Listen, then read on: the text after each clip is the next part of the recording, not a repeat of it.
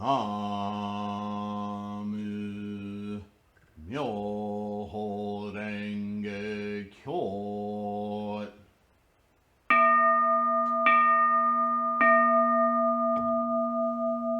나무 묘호랭개교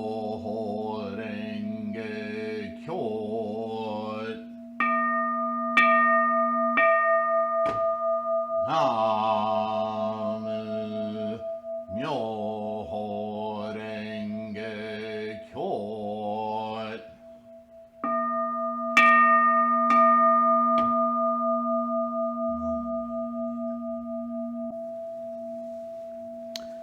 Hello, hello, welcome. Thank you for being here, my friends. Namo Myoho Renge Kyo. I hope you're well, safe,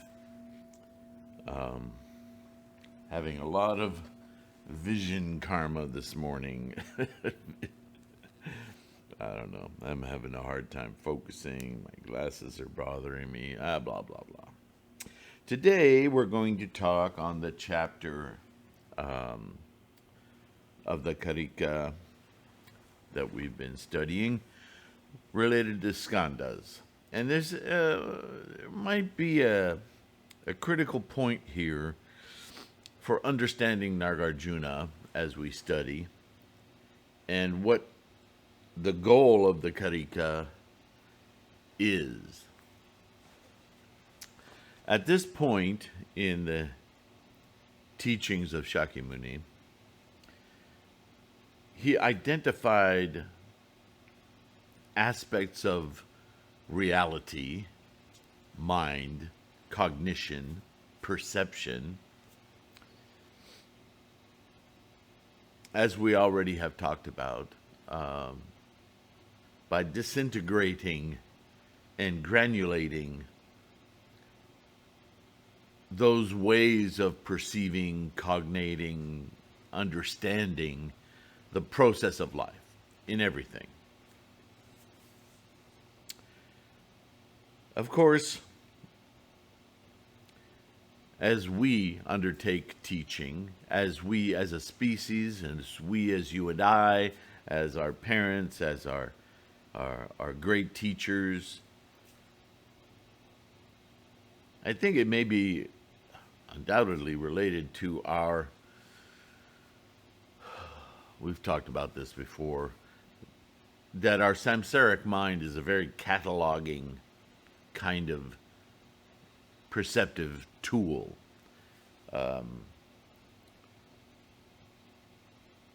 Our samsaric mental apparatus, if I can use that word in a different sense, works by identifying, distinguishing, which is the flip side of identifying. Is this or is this that? Is this not that? When is that not this? When is that this? Blah, blah, blah, blah, blah. We dissect, we identify, right? So ultimately, I think when we try to describe with words the nature of something to another who is uninitiated, like to a child, somebody younger than us, a student,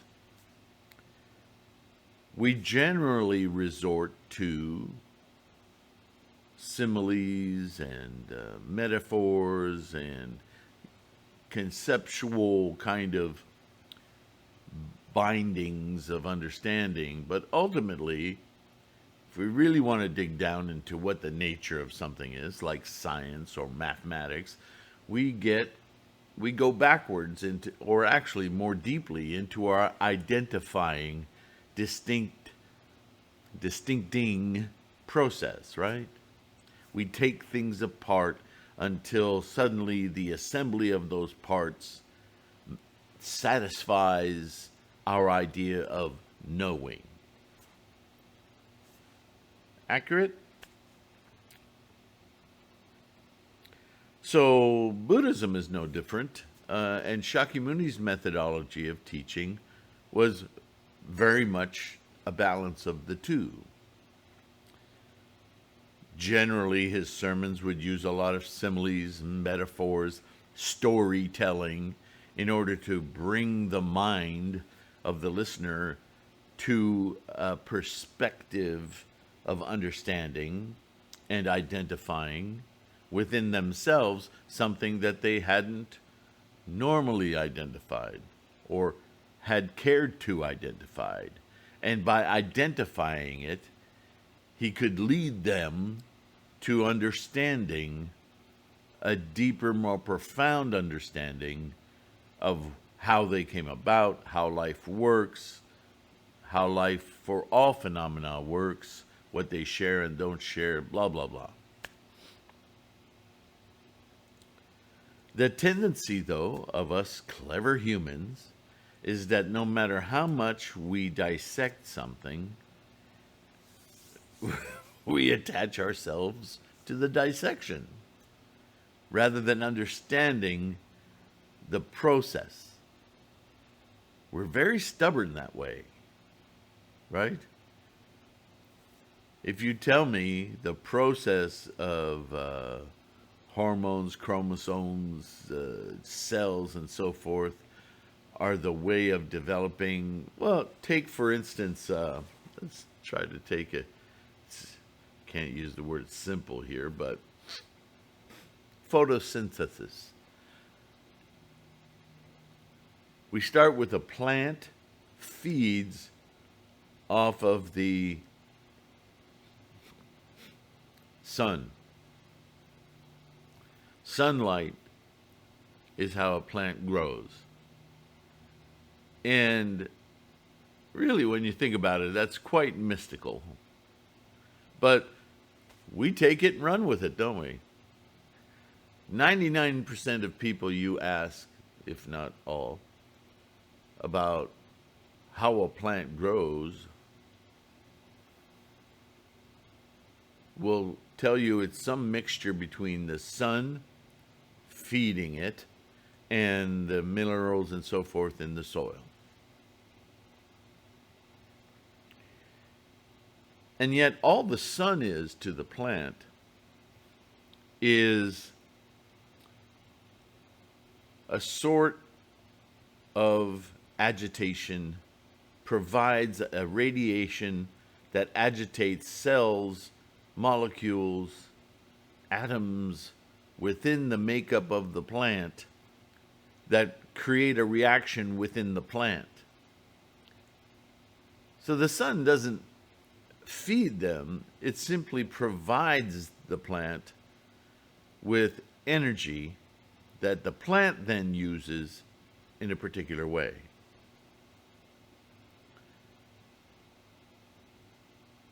Why we miss this key link to energy everywhere in our daily parlance, somehow, I remember being conscious of this in the 80s, there was a whole cult of energy, entire New Age philosophies, religions of energy.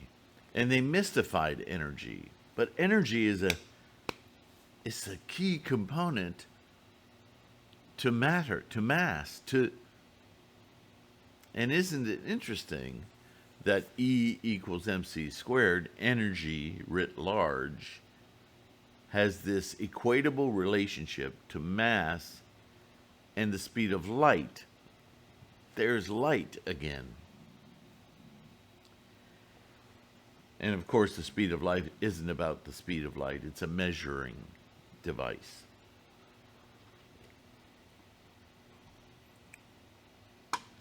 So why do I say all this? Perhaps reading a little bit of our authors here will put this into perspective. The skandha classification, there it is. We have to classify certain groups of its, right?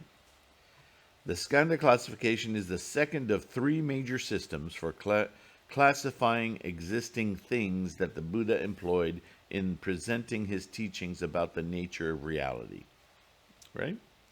This doctrine divides all existence, not ENCE, but ENTS, all us material participants, into 5 basic kinds. There we go, categorizing. Rupa, the corporeal or physical, feeling, perception, volition, and consciousness. So this is the way they divide up the skandhas. Since the Buddha used this classificatory scheme, along with those of the ayatanas and the dhatus, in his instructions for more advanced disciples, Abhidharma thinkers took the skandhas to be ultimately real. That's always the problem. They identified the distinctions.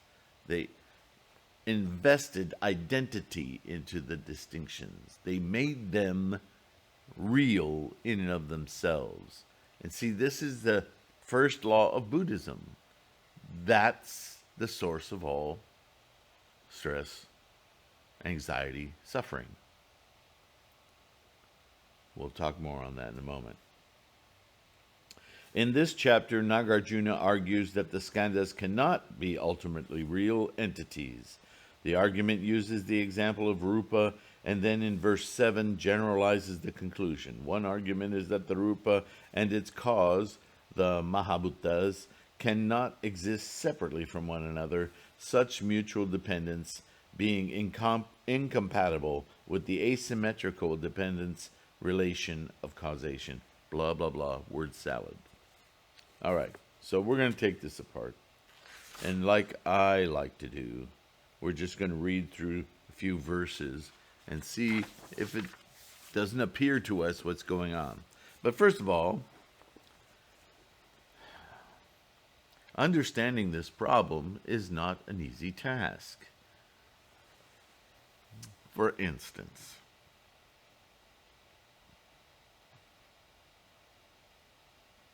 when the wind blows, the grass bends, or the trees bend, vegetation bends. So, is that because it is the nature of wind to bend things? Is that because it is the nature of things to bend when there is wind? We're busy identifying each component part of that equation. And what Shakyamuni is trying to do is, identify all those things, but understand that those things do not exist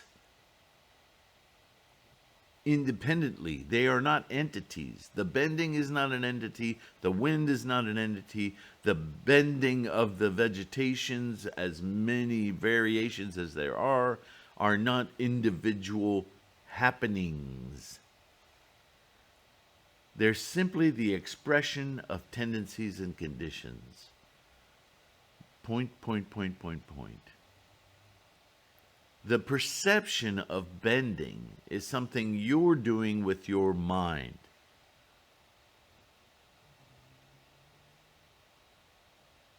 The blade of grass standing on its own, pointing into the skies, most likely toward the source of energy that is catalyzing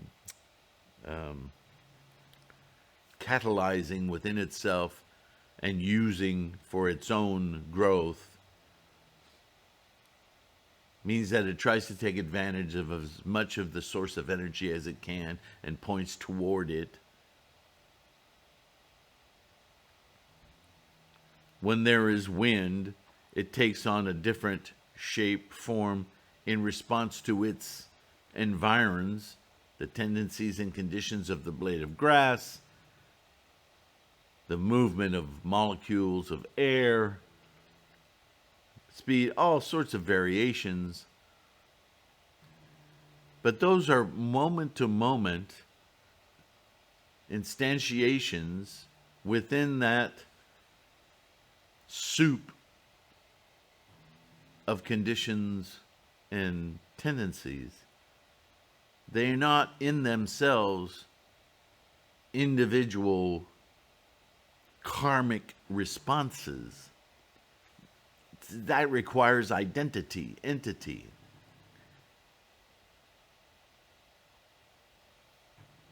Because we want to connect the points and make a line, we see the bending.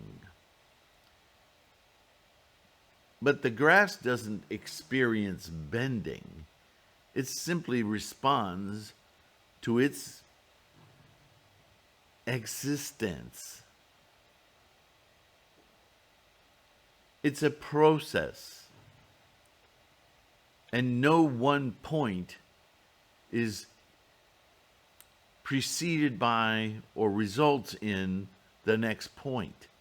They are simply points with different conditions. The bending is the making of a line that isn't really there. Your mind is constructing this causal relationship to make a span of experience. But experience each moment in its own arising decay and dissolution. And why do we... It's an important training of mind to get this, because it leads to the detachment of the need, the requisite of making lines. Because it is in that mental hanging on to and creation of something that isn't there, which is at the root of our anxieties, stress, pain, sufferings. Because you can't be emotionally damaged by loss if you never possess.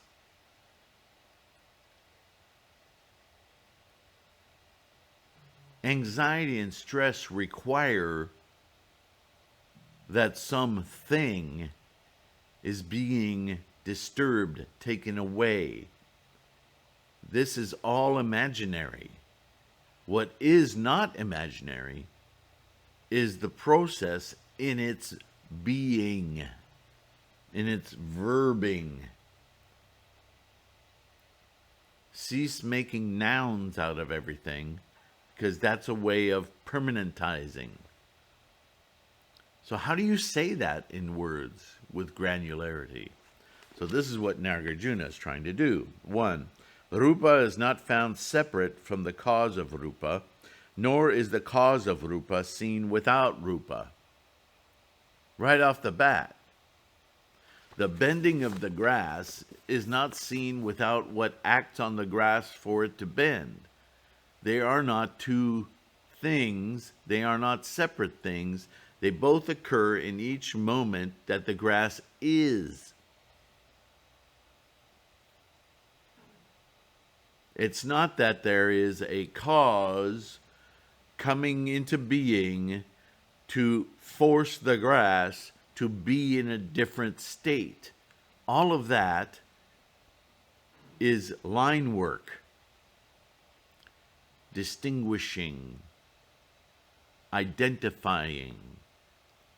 Just experience the grass in its various tendencies and conditions. The tendencies and conditions occur when they occur.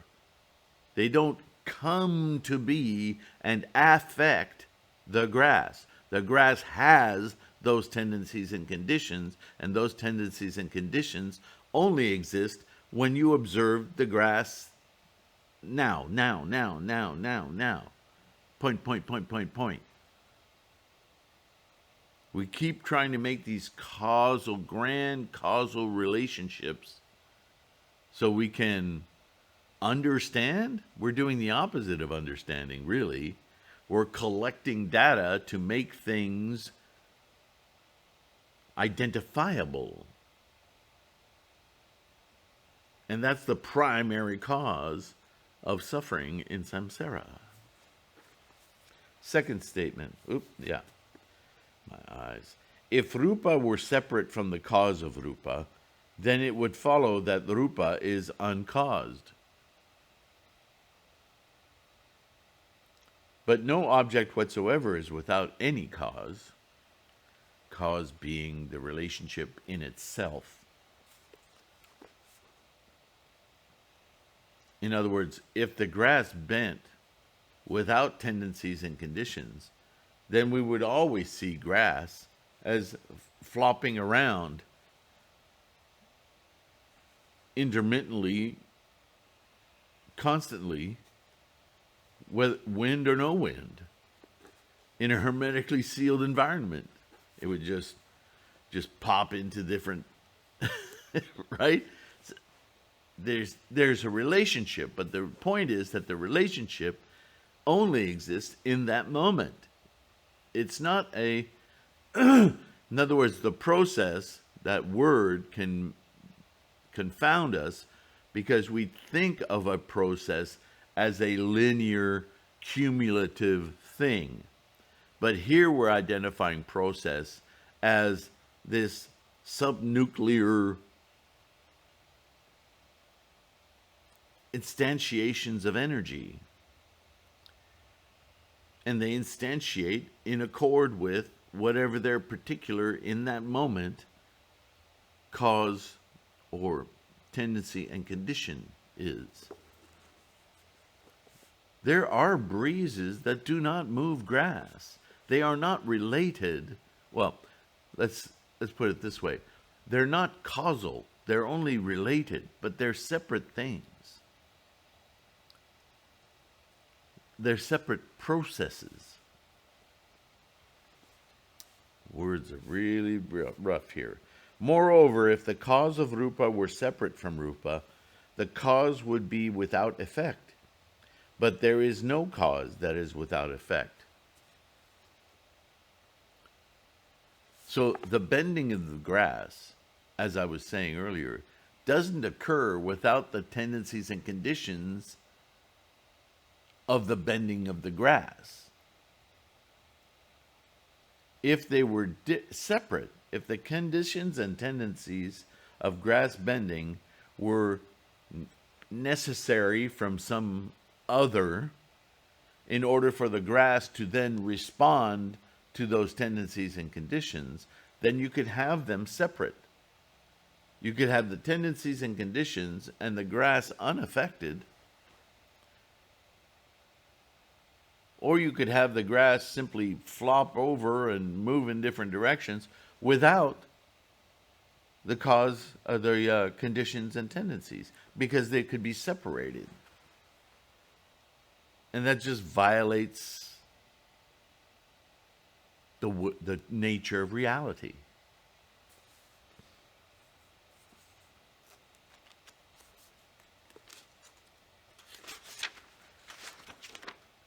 If rupa exists, it does not hold that there is a cause of rupa.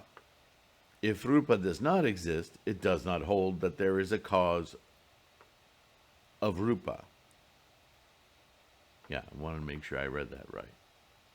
So, form, the distinction of form,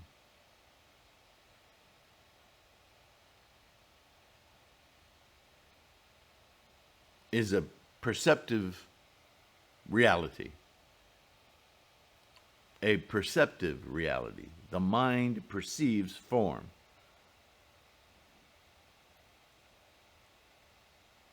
If form were an actual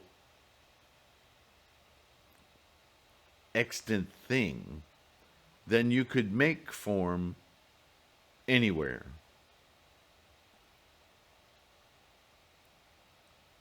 How better to say that?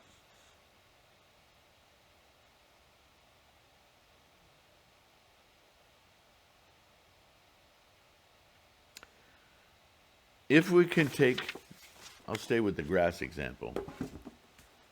You can go out into a yard or wherever you'll find grass, and you can find grass being. But if you define grass by the methods that are being articulated here, you must understand that grass is it's the soil, it's the growing, it's the fibers of the blade of grass, it's the rhizome, it's the whole system that is grass. Okay? Grass has taken on form. And so this is a process, a very lengthy and granular, very, very involved thing. We can choose to see grass as just this thing that exists, but if you really consider grass, it's an organism. It's a very complex thing, existing condition and tendencies, thousands and thousands of them manifest into this form. And so you must recognize that it is a process. It is constantly changing. It is constantly affected and effecting. It's influenced. It influences. Right? But if you try to disassemble it from all of those myriad processes, that would insinuate that you could hold out your hand and make grass appear, which is silly, right?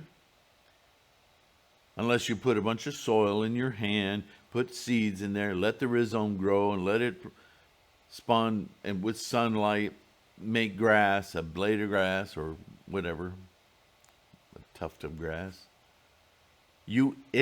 They are one and the same. What you're identifying as grass is a process that contains thousands and thousands of processes, and therefore form that we label grass occurs. You can't separate the two. This is what he's saying.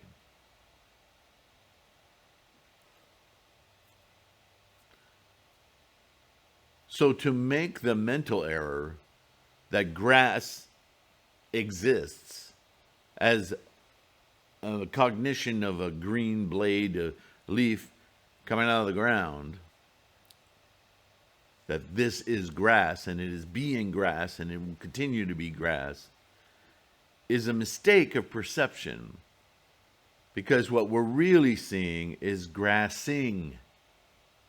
There's a tremendous process, complex, resulting in a form that we identify. And by identifying, we possess it, we attach our identity to it, and therefore, when a guy in an MX bike comes through the yard and revs his engine and tears up the grass, we get upset. Because we've attached ourselves to that identification. Does it make more sense that way? This is what he's trying to deconstruct. Right?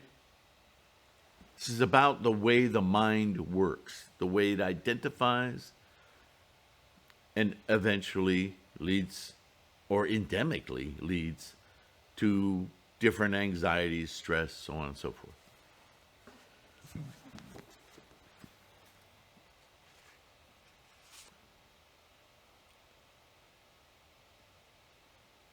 But it also holds not at all, does not hold, but it also does not at all hold that rupa exists without a cause, not at all.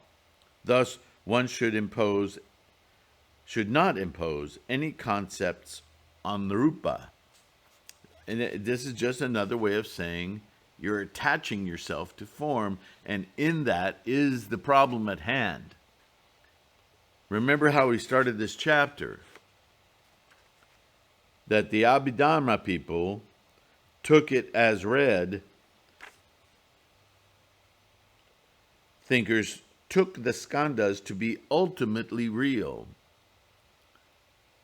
And therein is the rub. That's our difficult, that's our attaching mentality. It does not hold that the effect resembles the cause. It does not hold that the effect does not resemble the cause. It's the problem isn't the equation, it's the identification in the equation. Feeling, consciousness, perceptions, and the volitions collectively, indeed all existence, should be considered in the same way as rupa. There being a refutation based on emptiness, were someone to utter a confutation, for that person all becomes a question begging non-confutation. There being an explanation based on emptiness, were someone to utter a criticism, for that person all becomes a question begging non-criticism. And that's a point that I've made over and over and over again. The next chapter will be an analysis of the dhatus. To deny the existence of something requires, whether you express it in words or not, mentally, the denial of something is the very act of instantiating, possessing, and identifying that thing. You cannot negate something without first a thing there is to negate. This is just absolute logic. This is the problem at hand in earlier teachings of Buddhism, is that the students got the idea that their self is an illusory, combinatory, that word I made up a long time ago, summing of energies, as though they were a line, a continuous existence of being, rather than understanding that the being is occurring in each moment and not an unbreakable arc of time. That time is the primary stumbling block here.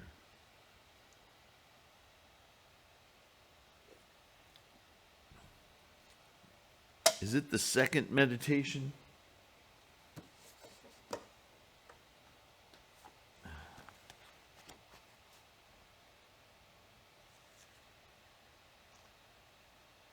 The entity of time without beginning, the entity of the Buddha of absolute freedom, the 10 worlds. It's not as specific as I was remembering it, but in considering the time without beginning, the eternal, I don't even like that, eternal, should change that. The Buddha of absolute freedom. What's the Buddha of absolute freedom? Right? Every Gangyo, we read this. And I'm really determined to get that word out of there now.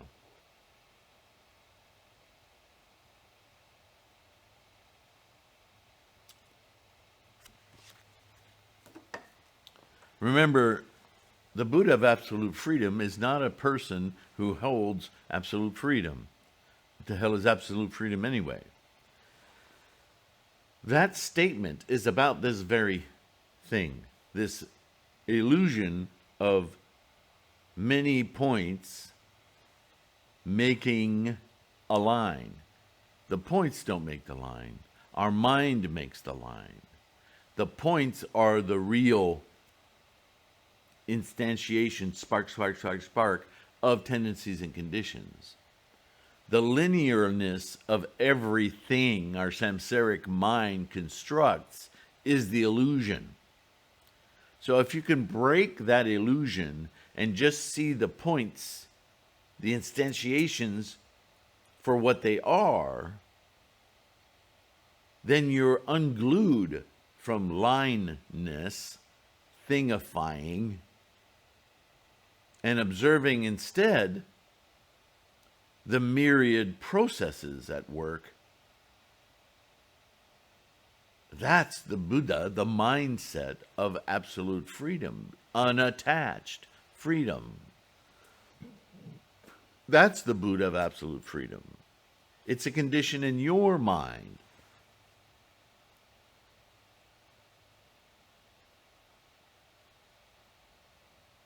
And Nagarjuna is simply redirecting the students of Shakyamuni to stop inventing all sorts of language around these processes and taking the skandhas as real. Let me give you a different example that may be helpful. I keep pointing back to this recent talk I did on the consciousnesses. I remember I made a triangle instead of a circle. And I said this triangle is like this momentum, this kinetic energy that's moving through this samsaric swamp, this cloud of samsara.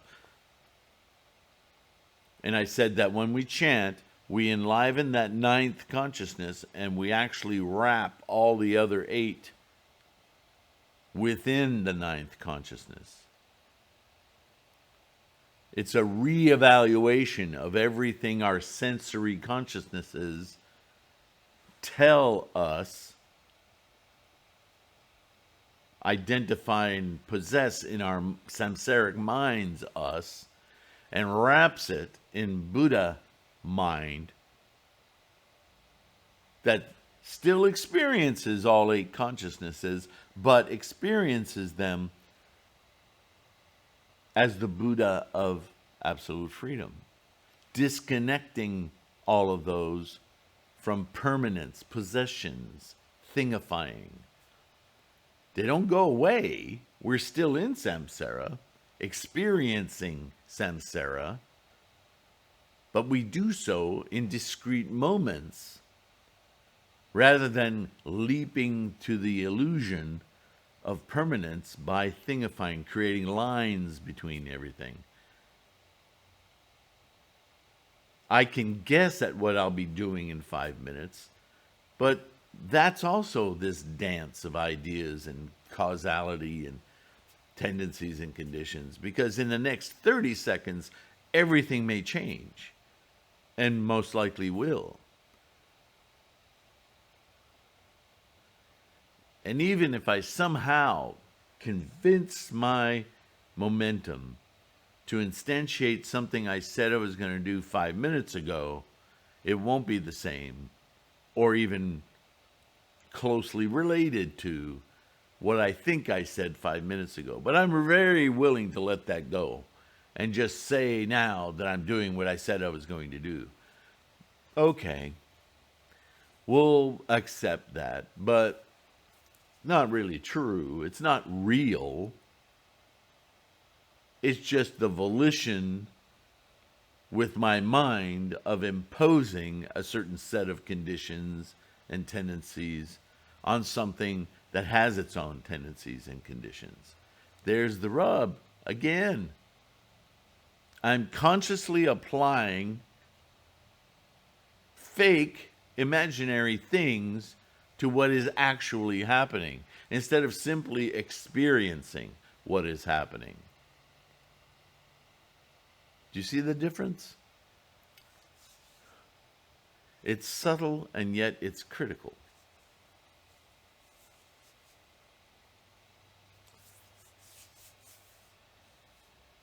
It is the 25th of December, 2021. Does that change anything? Did I just color every single moment of this discussion?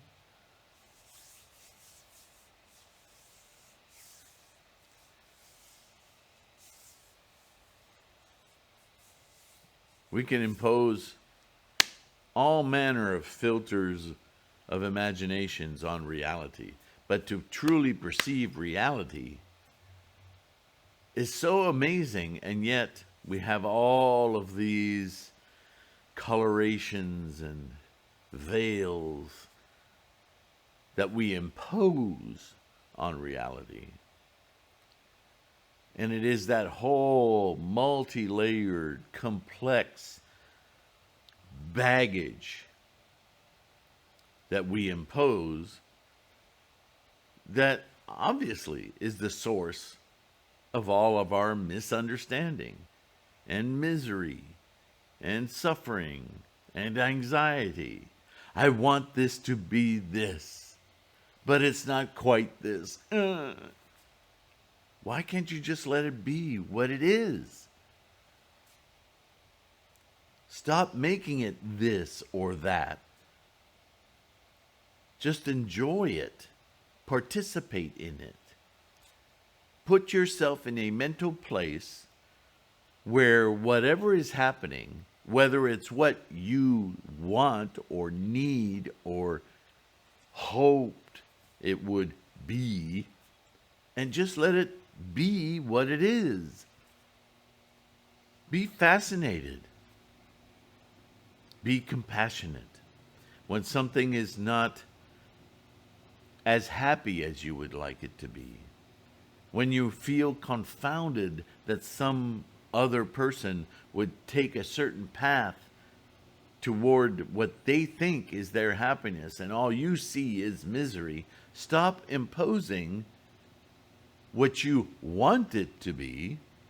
Observe it for what it is, and if it is somehow self-destructive, by witnessing self-destruction, not by imposing that it is self-destructive, because you don't know.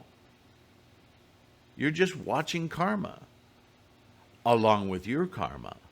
Detach those two.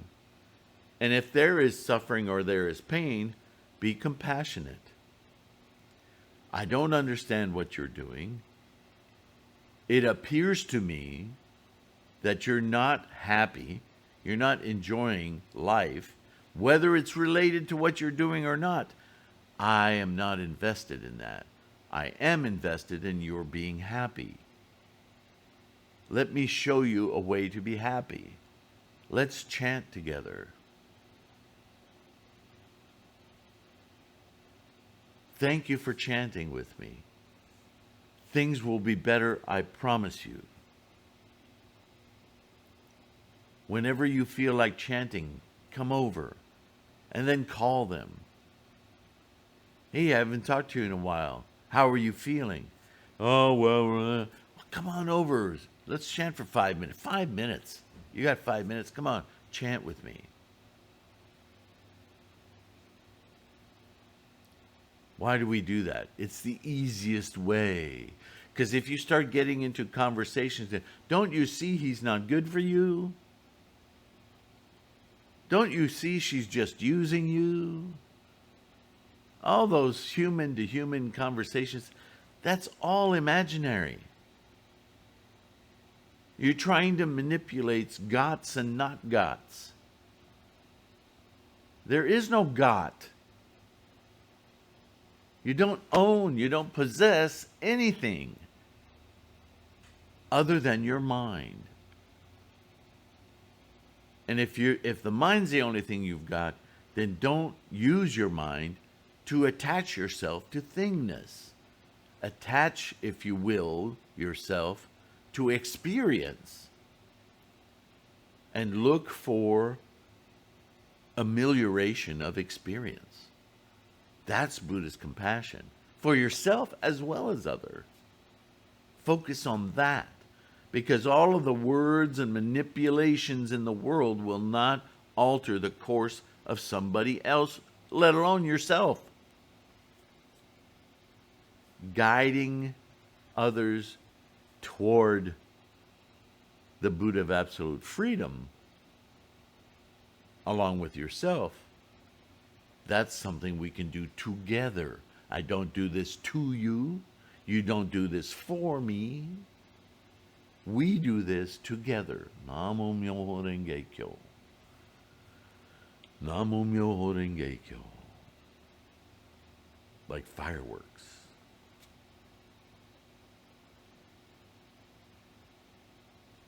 I hope that makes sense. On this day, like any other day, it works the same way. Namo Myoho Renge Kyo. Thank you for listening. Thank you for being here. Be kind to yourself. Chant.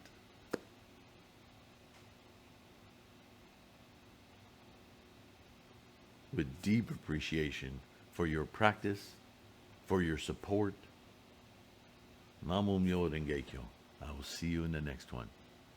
Guaranteed. Bye for now.